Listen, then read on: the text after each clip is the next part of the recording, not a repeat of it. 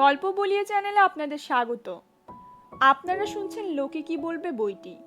লিখেছেন আয়মান সাদিক এবং সাকিব বিন রশিদ। আজকের বিষয়, ভাবি কিছু করেন না নাকি হাউসওয়াইফ। মাঝে মাঝে আমি নিজেও এই ভুলটা করি।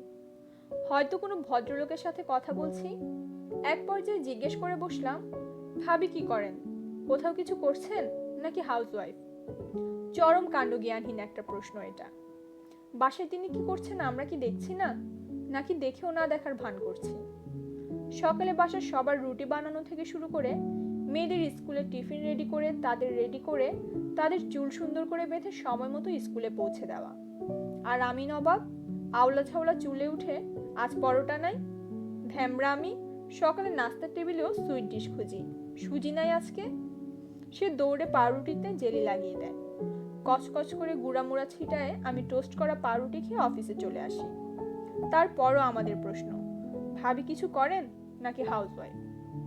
সারাদিন অফিসে থেকে সন্ধ্যায় লাট সাহেবের মতো বাসায় এসে বলি, বিকালের নাস্তাটা আজকে অনেক পিওর হয়েছে। রাতে খেতে খেতে বলি, টমেটো কই, সালাদ ছাড়া খাওয়া যায়। তরকারির সংখ্যা কম লাগে কেন, টেবিল তো ঠিকই ভুইত্তা মারা কেনাইছো। বউ সাথে সাথে বলে, ডিম ভেজে দেব। রাতে চিত হয়ে ঘুমাই। খাটের 4টা বালিশের মধ্যে 3টাই আমার হাত পা মাথার নিচে। নিজের জুতাটা নিজে রং করিনি কোনোদিন, কিন্তু একবারও ভাবিনি জুতাটা কি অটো রং হয়ে আসছে। মাঝে মাঝে রেডি হতে হতে বউকে খোঁজা দিয়ে বলি, মোজার ডিভোর্স রেট কি বেড়ে গেছে নাকি, দুইটা দুই রকমের মোজা কেন। হাসি মুখে সে উপর হয়ে ড্রয়ার থেকে মোজা মিলিয়ে দেয়। তারপরও কেউ ভাবি কিছু করেন নাকি হাউসওয়াইফ প্রশ্ন করলে গায়ে লাগে না।